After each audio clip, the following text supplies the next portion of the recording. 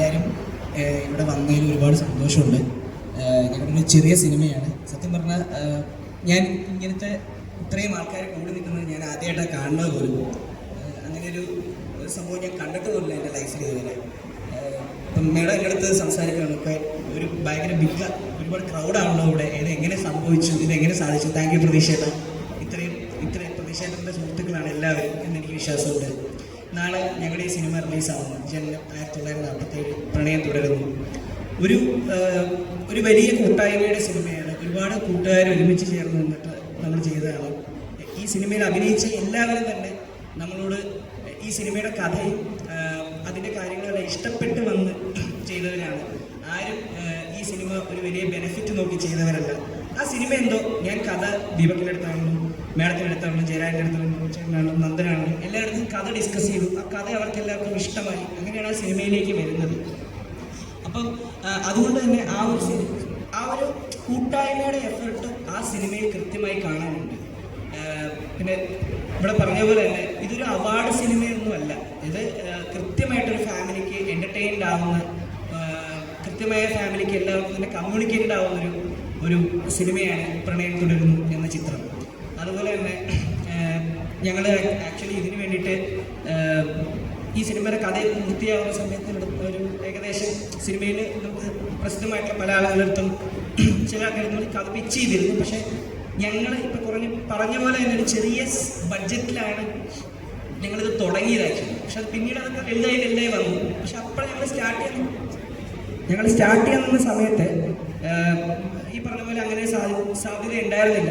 അതിനുശേഷം ഞങ്ങൾ വിചാരിച്ചു വേണ്ട, ഇതൊരു ജെന്യുവിൻ കാസ്റ്റിങ്ങിലേക്ക് ഈ സിനിമ തന്നെ. കാരണം ആളുകൾക്ക് ഈ സിനിമ കാണുമ്പോൾ അത് ഇഷ്ടമാവുന്നത് അതിൻ്റെ കഥ പശ്ചാത്തലം അതിൻ്റെ കാര്യങ്ങളെല്ലാം ഒരു ജെന്യുവിൻ ആയിട്ടുള്ള ഒരു ഓർഗാനിക് ആയിട്ടുള്ള ഒരു ആക്ടർ അങ്ങനെ ഒരാളിലേക്ക് ചിന്തിച്ചു. അവിടെ നിന്നാണ് ഞങ്ങൾ ജയരാജൻ ചേട്ടനിലേക്ക് എത്തുന്നത്. പിന്നീട് നമുക്കൊരു ഇതിനകത്തൊരു നായികയെ വേണം. അപ്പം ഈ ഒരു പ്രായത്തിലുള്ള അങ്ങനത്തെ ഒരു മാനറിസം ക്യാരക്ടറിസ്റ്റിക് ഉള്ള ഒരാളെ കണ്ടെത്തുക എന്നുള്ളത് ശ്രമകരമായിട്ടുള്ളൊരു ജോലിയായിരുന്നു. അങ്ങനെ ജയരാജൻ ചേട്ടൻ വരികയും പിന്നീട് ലീല മാമിൻ്റെ അടുത്ത് കഥ പിച്ച് ചെയ്യുന്നു. അതായത് കഥ ഞാൻ രാവിലെ അയച്ചു കൊടുക്കുന്നു. മാഡം രാവിലെ ഞാൻ സ്ക്രിപ്റ്റ് കൊടുത്ത് വൈകിട്ടായപ്പോൾ തന്നെ എന്നെ വിളിച്ചിട്ട് പറഞ്ഞു I'm interested, I'm happy to do this film with you. അങ്ങനെ ഇവിടെ എന്താണ് എന്ന് പോലും അറിയാതെയാണ് മാം ഇങ്ങോട്ട് വരുന്നത്. ഞാനതിന് മുന്നേ മാമിനെ കണ്ടിട്ടുള്ള മണിസാറിൻ്റെ ഫിലിമിലും അങ്ങനെയുള്ള വലിയ വലിയ ചിത്രങ്ങളാണ് ഞാൻ മാഡത്തിന്. ഞങ്ങൾക്ക് തന്നെ സംശയമായിരുന്നു ലീല മാം ഈ സിനിമയിലേക്ക് വരുമോ, ഞങ്ങൾക്ക് മാഡത്തിനെ അട്രാക്ട് ചെയ്ത് കൊണ്ടുവരാൻ പറ്റുമോ.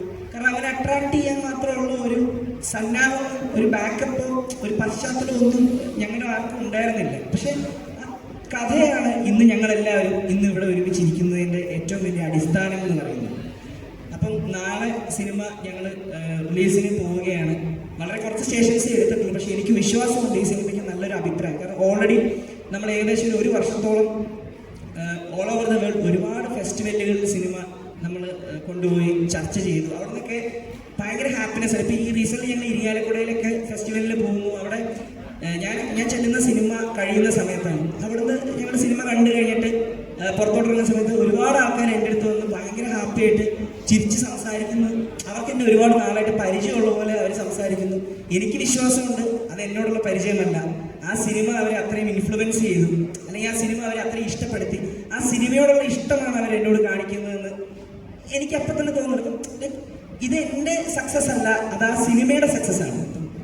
കണ്ടിട്ട് ഹാപ്പിയായി ഇഷ്ടപ്പെട്ടു എന്ന് പറയുന്ന എല്ലാവരും തന്നെ പ്രണയം തുടരുന്നു എന്ന സിനിമയോട് കാണിക്കുന്ന സ്നേഹമാണ് എന്നോട് കാണിക്കുന്നതെന്ന് എനിക്ക് വ്യക്തമായിട്ട് മനസ്സിലാവുന്നുണ്ട്. ഈ സിനിമ മ്യൂസിക് ചെയ്തിരിക്കുന്നത് ഗോവിന്ദേട്ടനാണ്. ഗോവിന്ദേട്ടനാണെങ്കിലും ഞാൻ ഒരുപാട് വർഷം സിനിമ ചെയ്യാൻ വേണ്ടി ഇങ്ങനെ തേരാപ്പാര തെക്കുവടക്ക് നടന്നിട്ടുണ്ട്. പക്ഷെ അതൊന്നും ഒരു സിനിമ സംഭവിച്ചിട്ടില്ല. അപ്പോൾ ഒരു കഥ ഉണ്ടായി, ആ കഥയ്ക്ക് പിന്നാലെ നടക്കാൻ തുടങ്ങി. ഓക്കെ, നമുക്കൊരു പ്രൊഡ്യൂസർ ആവുന്നില്ല, ഒരു ആക്ടറെ പിച്ച് ചെയ്യാൻ പറ്റില്ല, ഒന്നും നടപടിയാവാതെ വന്നപ്പോഴാണ് ഓക്കെ സ്വന്തമായിട്ട് എന്നാൽ പിന്നെ ഈ സിനിമ ചെയ്തേക്കാം. ഇതിന് മുന്നേ ഞാനൊരു സിനിമ ചെയ്തിട്ടുണ്ട്.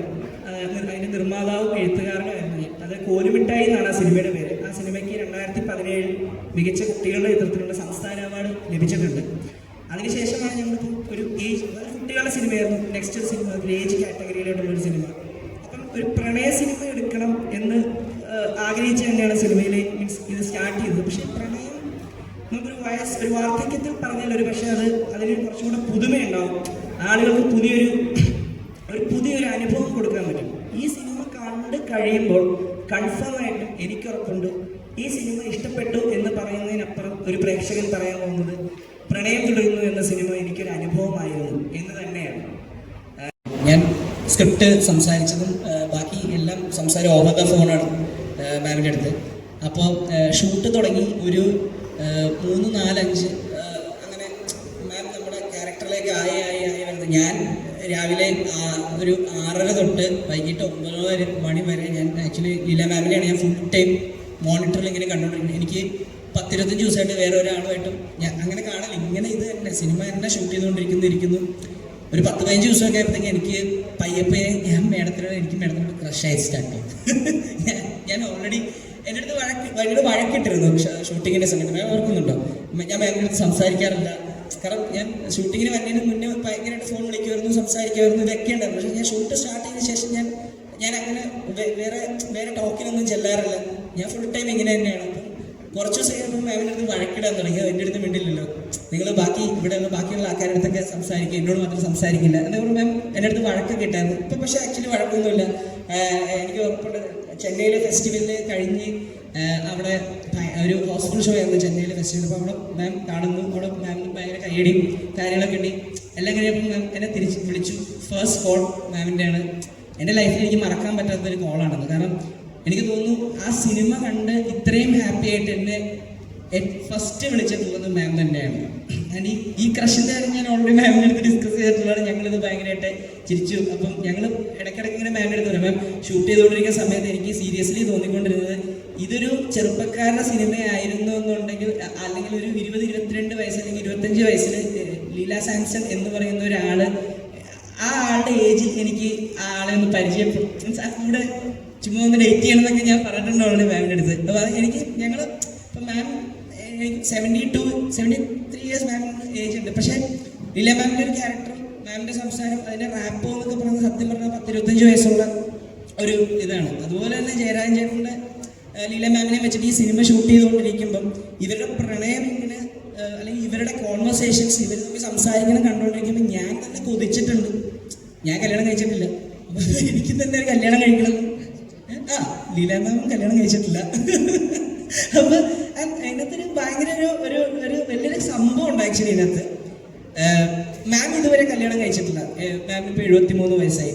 ഈവൻ ഈ ഇതിൻ്റെ ഫസ്റ്റ് പോസ്റ്റർ പുറത്തിറങ്ങുമ്പോൾ ചില ആളുകൾ പോലും വിചാരിച്ചിട്ടുണ്ടാവും ലീല മാം ഈ ഏജ് കല്യാണം കഴിച്ചു. ഇത് പോസ്റ്ററാണെന്ന് ചില ആളുകൾക്ക് മനസ്സിലാവാതെ വന്നിട്ടുണ്ട്. പിന്നെ ഇത് മാമിൻ്റെ ലൈഫിലാണെങ്കിൽ പോലും ഇങ്ങനെ ഒരു വേഷമിട്ട് ഒരു മാലയിട്ട് ചിലപ്പോൾ ഇനി ജീവിതത്തിൽ ഒരിക്കലും ലീല മാമിന് നിൽക്കാൻ പോലും ഇനി അല്ലേ അല്ലേ അങ്ങനെ എനിക്ക് തോന്നുന്നു ഈ ഒരു ഫോട്ടോയ്ക്ക് വേണ്ടിയിട്ടാണോ മാം ആക്ച്വലി സിനിമ കമ്മിറ്റ് ചെയ്തതെന്ന് വരെ പിൽക്കാലത്ത് ഞാൻ ചിന്തിച്ചിട്ടുണ്ട്. അങ്ങനെയൊക്കെ എനിക്ക് തോന്നിയിട്ടുണ്ട് ഇതിനകത്ത്. എൻ്റെ സിനിമയിൽ ഞാൻ ആദ്യമായിട്ട് ഞാൻ സംവിധാനം ചെയ്ത സിനിമയാണ്. ആ സിനിമയിൽ കഥ പറഞ്ഞു, ഒരു പരിചയം ഇല്ലാതെ ഈ സിനിമ അല്ലെങ്കിൽ ഞാൻ കഥ പറഞ്ഞതിൻ്റെ അടിസ്ഥാനത്തിൽ മാത്രം എൻ്റെ സിനിമയിൽ വന്ന് അഭിനയിക്കാൻ വന്ന 3 പേര് ഇവിടെ ഉണ്ട്. ദീപക്, നന്ദൻ ബ്രോ, നോബിച്ചേട്ടൻ. അപ്പം ഞാൻ ഇവർക്ക് എന്താണ് പറയാനുള്ളത്, ഞാൻ സീരിയസ്ലി ഈ പറഞ്ഞ കാര്യത്തിനകത്ത് എനിക്ക് 2 തരത്തിലായാലും ഉത്തരം പറയാനുണ്ട്. അതായത് സിനിമ എന്ന് പറയുന്ന ഒരു മാധ്യമത്തിലേക്ക് ആളുകൾ വരുന്നത് ഒന്ന് പൈസ കണ്ട് വരുന്നവരുണ്ട്, ഫെയിം കണ്ട് വരുന്നവരുണ്ട്. ഞാൻ കോലിമിഠായി എന്ന് പറഞ്ഞ സിനിമ ചെയ്യുന്ന സമയത്ത് എനിക്ക് ആ പൈസയും അങ്ങനത്തെ ഫെയിമും സംഭവമൊക്കെ എനിക്കത് ഇൻട്രസ്റ്റഡ് ആയിരുന്നു. പക്ഷേ ഇന്ന് സീരിയസ്ലി എനിക്ക് ഈ പറയുന്ന ഫെയിമും അല്ലെങ്കിൽ പൈസ എന്ന് പറയുന്ന സംഭവം എന്നെ അതിശയിപ്പിക്കുന്നില്ല ഒരു പരിധി വരെ. നമുക്ക് ജീവിക്കാനായിട്ട് ഇന്നും കൂടെ പ്രതീക്ഷയിലെടുത്ത് ഡിസ്കസ് ചെയ്തൊരു കാര്യമാണ്. ഇപ്പം പൂർണ്ണമായിട്ടും സിനിമ എനിക്ക് ഒരു കൃത്യമായിട്ടുള്ള പാഷനായി മാറിയിട്ടുണ്ട്. സിനിമ ചെയ്യാൻ ആഗ്രഹിച്ച് നടക്കുന്ന സുഹൃത്തുക്കളുടെ കാര്യമല്ലേ ആക്ച്വലി ബ്രോ ചോദിച്ചത്. എൻ്റെ വഴിയെ വരാനായിട്ട് ഞാൻ ഒരിക്കലും അവരുടെ അടുത്ത് പറയില്ല. കാരണം എന്ന് വെച്ച് കഴിഞ്ഞാൽ ഇത് ഞാൻ ഒറ്റയ്ക്ക് നേടിയെടുത്തതല്ല. കാരണം എനിക്ക് ഞാൻ ഞാൻ MBA കംപ്ലീറ്റ് ചെയ്ത ഒരാളാണ്. അപ്പം ഞാൻ സംസാരിക്കുന്നു. അപ്പോൾ എൻ്റെ കൂടെ നോബിച്ചേട്ടൻ അല്ലെങ്കിൽ ജയരേട്ടൻ, മാഡം, ദീപക്, നന്ദൻ ഇങ്ങനെ ഉള്ള ആളുകൾ, എൻ്റെ സുഹൃത്തുക്കളുടെ എല്ലാവരും ഉണ്ട്. എൻ്റെ സുഹൃത്തുക്കൾ ഇവരെല്ലാവരും എൻ്റെ കൂടെ കൃത്യമായി ഉണ്ടായിരുന്നത് കൊണ്ട് മാത്രമാണ് ഈ സിനിമ സംഭവിച്ചത്, ഈ സിനിമ മൂവ് ചെയ്യുന്നതും ഇങ്ങനെയാണ്. ഈ പറയുന്ന ആരെങ്കിലും ഇങ്ങോട്ട് വരാൻ നിൽക്കുന്ന അല്ലെങ്കിൽ ഇങ്ങനത്തെ ഒരു കാര്യം ഒരു അറ്റംപ്റ്റ് ചെയ്യാൻ നിൽക്കുന്നവർക്ക് അവരൊറ്റയ്ക്ക് ഇറങ്ങിയിട്ട് കാര്യമില്ല. ഒരു ഗ്രൂപ്പ് ഓഫ് ആൾക്കാർ അവരെ കൂടെ കൃത്യമായിട്ടുണ്ടെങ്കിൽ ഞാൻ ഈ പറഞ്ഞ കാര്യം ആർക്കും ഈസി പോസിബിൾ. കാരണം നമ്മൾ D4 എൻ്റർടൈൻമെൻറ്റ് CV സാരഥി എന്ന് പറഞ്ഞിട്ട് ഒരു അതിൻ്റെ പ്രൊഡ്യൂസറാണ് പുള്ളി. ഞാനൊരു 7-8 വർഷം മുന്നേ പുള്ളിയെ കാണുമ്പോഴത്തേക്കും പുള്ളി ഇങ്ങനെ നമ്മളടുത്ത് പറയും പുള്ളിയുടെ ഞങ്ങളുടെ സമയത്ത് പുള്ളി കാരണം നമ്മൾ ഒരു സിനിമ ചെയ്യാൻ നേരത്തെ സിനിമ ചെയ്യാൻ പൈസ അല്ല വേണ്ടത്, നമ്മുടെ ഒരു പേര്, ആ പേരിൽ ആ സിനിമ സംഭവിക്കണം. ഇപ്പോൾ ഇന്ന് പ്രതീക്ഷേട്ടൻ പറഞ്ഞതും നിങ്ങളെല്ലാവരും ഇവിടെ വന്നിരിക്കുന്നത് പ്രതീക്ഷേട്ടൻ എന്ന് പറയുന്ന വ്യക്തി വിളിച്ചത് കൊണ്ട് തന്നെയാണെന്ന് എനിക്ക് വിശ്വാസമുണ്ട്. അതേപോലെ ഒരു പൊസിഷനിലേക്ക് നമ്മൾ വരണം. സിനിമ ചെയ്യാനായിട്ട് ഇപ്പം ഒരു വലിയ താരം അല്ലെങ്കിൽ വലിയൊരു ബഡ്ജറ്റ് അങ്ങനെ സിനിമ ആഗ്രഹിക്കുന്നവരുണ്ടാവും. എന്നെ സംബന്ധിച്ച് ഞാൻ ആഗ്രഹിക്കുന്നത് ഒരു കൃത്യമായിട്ടുള്ളൊരു കഥ, നല്ലൊരു കഥ, അതിൽ കൃത്യമായിട്ടുള്ള ആർട്ടിസ്റ്റ്, ഞാൻ പറഞ്ഞ വലിയ ഹീറോയിൻ അങ്ങനെയല്ല, കൃത്യമായിട്ടുള്ള ഒരു ആർട്ടിസ്റ്റ് അതിനകത്ത് ഉണ്ടെന്നുണ്ടെങ്കിൽ നമുക്കൊരു സിനിമ ചെയ്യാം. ഒരു ക്യാമറ, എന്ത് പൊട്ട ക്യാമറ ആയിക്കോട്ടെ, ഇപ്പം ഇവിടെ ഇരിക്കുന്ന എല്ലാ ക്യാമറകളും വെച്ചിട്ട് ഇന്ന് സിനിമ പോസിബിളാണ്. അപ്പം അത്രയും ഈസി ആയിട്ടുള്ളൊരു മാധ്യമമായി ഇന്ന് സിനിമ മാറിയിട്ടുണ്ട്. അപ്പോൾ ഒരിക്കലും നമ്മൾ ജനേട്ടൻ പറഞ്ഞ കാര്യത്തിനോട് എനിക്ക് പറയുന്ന കാര്യം, ഒരിക്കലും നമ്മളൊരു പെർഫെക്റ്റ് മൂവ്മെൻറ്റിന് വേണ്ടിയിട്ട് നമ്മൾ വെയിറ്റ് ചെയ്യേണ്ട ആവശ്യമൊന്നുമില്ല. നമ്മുടെ ഒരു കഥയുണ്ട്, നമ്മുടെ ഒരു ക്യാമറയുണ്ട്, നമ്മുടെ അഭിനയിക്കാൻ ആളുകളുണ്ട്. നിങ്ങൾ ഷൂട്ട് ചെയ്യും, ഒരു 10 മിനിറ്റ് അല്ലെങ്കിൽ ഷോർട്ട് ഫിലിം ആക്കും, അല്ലെങ്കിൽ 45 മിനിറ്റ് അല്ലെങ്കിൽ ഡോക്യുമെൻ്ററി ആക്കും, ഒരു 70 മിനിറ്റിന് മുകളിലുള്ള സൈസ് ചെയ്ത് സിനിമയാക്കും. ഇതാർക്കും പോസിബിളാണ്. പക്ഷെ നമ്മളെ സപ്പോർട്ട് ചെയ്യാനും ബാക്ക് ചെയ്യാനും കുറച്ച് നല്ല സൗഹൃദങ്ങൾ ഉണ്ടായിരിക്കും. ആ സൗഹൃദങ്ങളാണ് ഇന്ന് ഞാൻ ഇവിടെ ഇരിക്കാനുള്ള കാര്യം, അല്ലാതെ അതെൻ്റെ മിടുക്കല്ല. സത്യം ഇപ്പം അതിനകത്തൊരു കാര്യം എന്ന് വെച്ച് കഴിഞ്ഞാൽ ജയരാജനാണെങ്കിലും മാമാണെങ്കിലും ഇവിടെ ആളുകൾക്ക് വളരെ പരിചിതമായിട്ടുള്ള ഒരു ആളുകളല്ല, അറിയാം. പക്ഷെ നമ്മളൊരു സിനിമ, എന്നെ സംബന്ധിച്ചിടത്തോളം ഞാൻ മനസ്സിലാക്കുന്നത്, ഒരു സിനിമ ഡിമാൻഡ് ചെയ്യുന്നു. ഓക്കെ, നമുക്കിത് ഒരുപാട് ഓൾ കേരള റിഫ്ലക്സുകൾ നമുക്ക് ചെയ്യാം, അല്ലെങ്കിൽ എല്ലാ ഓൺലൈൻ മീഡിയകൾക്കും നമുക്ക് സപ്പോർട്ട് ചെയ്യാം, അല്ലെങ്കിൽ കാണിച്ചു കൊടുക്കാം. പക്ഷെ അങ്ങനെ ഒരു ചിത്രം എവിടെയെങ്കിലും കാണിച്ചുകൊണ്ടോ കുറേ റൈറ്റപ്സ് ഉണ്ടായത് കൊണ്ട് മാത്രം ഈ സിനിമ കാണാൻ ഒരിക്കലും തിയേറ്ററിൽ ഒരാൾ വരില്ല.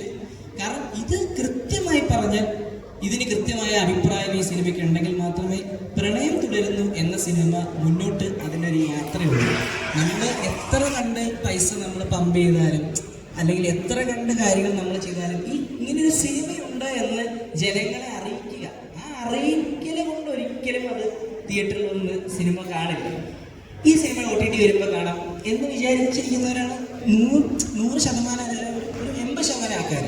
അപ്പോൾ നമ്മൾ എത്ര നല്ല സിനിമ ഉണ്ടാക്കിയാലും നമ്മൾ എത്ര കണ്ട് പൈസ പമ്പ് ചെയ്താലും ജനത്തിന് തോന്നണം, ഓക്കെ ഈ സിനിമ ഒന്ന് കാണണം. ആ തോന്നൽ ഉണ്ടാക്കാൻ വേണ്ടി നമുക്ക് ആകെ കൊടുക്കാവുന്നത് മൗത്ത് പബ്ലിസിറ്റി. സിനിമയുടെ ഏറ്റവും വലിയൊരു പബ്ലിസിറ്റി എന്ന് ഞാൻ വിശ്വസിക്കുന്നത് മൗത്ത് പബ്ലിസിറ്റിയാണ്. അപ്പം ഏറ്റവും കുറഞ്ഞ സ്റ്റേഷൻസിൽ നിന്ന് തുടങ്ങുന്നതിൻ്റെ കാര്യം വേറൊന്നുകൊണ്ടല്ല, ഈ സിനിമയുടെ ഡിസ്ട്രിബ്യൂഷൻ എന്ന് പറയുന്ന കാര്യം നമ്മൾ തന്നെയാണ്. അതായത് നമ്മുടെ പ്രൊഡക്ഷൻ കമ്പനിയുടെ ക്രയോൺസ് പിക്ചേഴ്സ് എന്ന് പറഞ്ഞിട്ട് ഞങ്ങളുടെ ആദ്യത്തെ ഡിസ്ട്രിബ്യൂഷനാണ്. കേരള ഞങ്ങളെല്ലാവരും നേരിട്ട് വിളിച്ച് ഞങ്ങൾക്ക് തരാൻ പറ്റുന്ന നല്ല ടൈമിങ്ങൾ നമ്മൾ ചോദിച്ചു വാങ്ങിച്ച് ഞങ്ങൾ തന്നെ അവിടേക്ക് കല്യാണം വിളിക്കുന്ന പോലെ എല്ലാവരെയും വിളിച്ചാണ് ഇപ്പം സിനിമ കാണണം എന്ന് പറഞ്ഞ് എത്തിക്കുന്നത്. കാരണം ഇവരൊരാൾ തിയേറ്ററിൽ ഒന്ന് വന്ന് കിട്ടിയാൽ അവൻ ആ വരുത്തുന്ന ആൾ ഞാനുമായിട്ട് വഴക്കുണ്ടാക്കിയിട്ടാണെങ്കിൽ പോലും ഈ വ്യക്തി പ്രണയം തുടരുന്നു കണ്ടിട്ട് ഇറങ്ങിയിട്ട് ഉറപ്പായിട്ട് എന്നെ വിളിക്കും, നന്നായിട്ടുണ്ട് പടം എന്ന് പറയുന്നുള്ളൊരു കോൺഫിഡൻസ് എനിക്കുണ്ട്. ആ കോൺഫിഡൻസിൻ്റെ കാര്യം എന്ന് വെച്ചാൽ ഒരു വർഷമായിട്ട് ഞാൻ ഈ സിനിമയായിട്ട് സഞ്ചരിച്ചുകൊണ്ടിരിക്കുക. ഒരുപാട് ആളുകൾ ഈ സിനിമ കാണുന്നതും അവരതിന് അഭിപ്രായം പറഞ്ഞതൊക്കെ ഞാൻ കാണുന്നുണ്ട്, കേൾക്കുന്നുണ്ട്. അപ്പം എനിക്ക് സിനിമ നല്ലതാണെന്ന് എനിക്കറിയാം. ശരിക്കും പറഞ്ഞു കഴിഞ്ഞാൽ സത്യം ചോദിച്ച പോലത്തെ ഞാൻ കഴിഞ്ഞൊരു 4-5 ദിവസമായിട്ട് ഭയങ്കര ടെൻഷനില്ല. എന്താ കാര്യം എന്ന് വെച്ചാൽ നന്നായി സിനിമ വന്നു, പക്ഷെ ഇനി ഇത് ആളുകൾ കണ്ടില്ല, അല്ലെങ്കിൽ നിങ്ങൾ സ്വന്തമായിട്ട് ഡിസ്ട്രിബ്യൂട്ട് ചെയ്തു, നിങ്ങൾ പോസ്റ്റർ ഇട്ടില്ല, അവിടെ ഇത് ചെയ്തില്ല, ഒരു നല്ല സിനിമയെ നിങ്ങൾ കൊണ്ടുപോയിട്ട് നശിപ്പിച്ചു എന്നുള്ള ഒരു വർത്താനം ഇനി ഉണ്ടാവുമോ എന്നുള്ള പേടിയാണ് സത്യം പറഞ്ഞാൽ ഇപ്പം എൻ്റെ ടെൻഷൻ. അല്ലാണ്ട് സിനിമ ആളുകൾക്ക് ഇഷ്ടപ്പെടുമോ എന്നുള്ള ടെൻഷൻ ഒന്നുമില്ല. കഴിഞ്ഞ 3 ദിവസമായിട്ട് ഇത് തന്നെ എൻ്റെ ദൈവം, ഞാൻ ആവശ്യമില്ലാത്തൊരു പണിയെടുത്ത് തല വെച്ചോ എന്നുള്ള ടെൻഷനിലൂടെ തന്നെ ഞാൻ പോയിക്കൊണ്ടിരിക്കുന്നത്. ഇങ്ങനെയൊരു സിനിമ ആളുകൾ കണ്ട് തന്നെ അറിയേണ്ടത്. അതാണ് പ്രണയം തുടരുന്നു എന്ന് പറയുന്ന സിനിമയുടെ വിധി എന്ന് പറയുന്നത് വിജയമാണ്. എന്നെ തെറി പറയേണ്ട അകത്ത് കയറിയാലും പുറത്തോട്ട് ഇറങ്ങി വന്നതിനെ കെട്ടിപ്പിടിക്കുമെന്ന് എനിക്ക് ഉറപ്പാണ്.